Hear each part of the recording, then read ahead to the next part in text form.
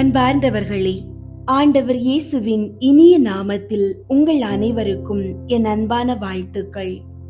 உங்களை சுற்றியுள்ள பிரச்சனைகளையும் மனிதர்களின் எதிர்ப்புகளையும் கண்டு உங்கள் உள்ளம் கலங்குகிறதா? பயத்தினால் உங்கள் செயல்பாடுகள் முடங்கி இருக்கிறதா? இதோ இன்று படைகளின் ஆண்டவர் உங்களுக்கு ஒரு மாபெரும் விடுதலையை தருகிறார். இன்றைய இறைவார்த்தை எசாயா 8ஆம் அதிகாரம் 13ஆம் இறைவார்த்தை.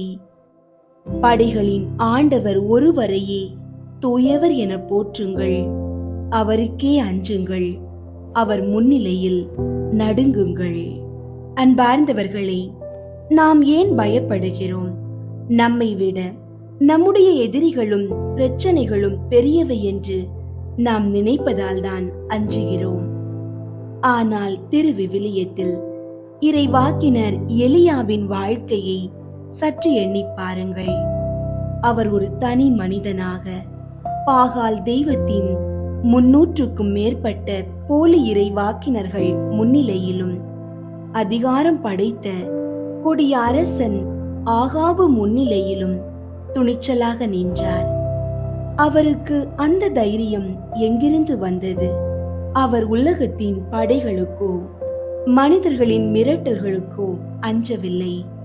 மாறாக படைகளின் ஆண்டவர் ஒருவருக்கே அஞ்சி அவருக்கு மட்டும் கீழ்ப்படிந்து வாழ்ந்தார்.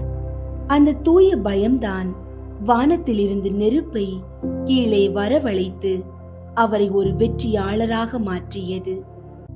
நீங்கள் யாருக்கு அஞ்சுகிறீர்களோ அவர்களுக்கு அடிமையாகிறீர்கள்.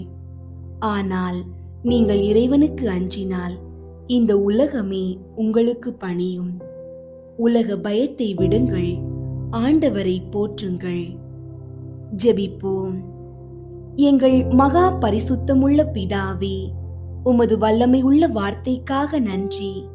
ஆண்டவரே, எதிர்காலம், நோய் மற்றும் மனிதர்களை குறித்த எல்லா விதமான தேவையற்ற பயங்களையும் எமது இதயத்திலிருந்து அகற்றி அருளும். படைகளின் ஆண்டவராகிய நீர் எங்களோடு இருக்கும்போது நாங்கள் யாருக்கும் அஞ்ச தேவையில்லை என்ற உறுதியை எமக்கு தாரும். எமது குடும்பத்தை பாதுகாத்துக் கொள்ளும். எமது பிள்ளைகளுக்கு உமது பயத்தை ஞானத்தின் ஆரம்பமாக தந்தருளும். நீர் காட்டும் நீதியின் பாதையில் துணிச்சலோடு நடக்க எங்களுக்கு பலத்தை தாரும். இயேசுவின் நாமத்தில் ஜெபிக்கின்றோம். ஆமீன். அன்பார்ந்தவர்களே, பயத்தை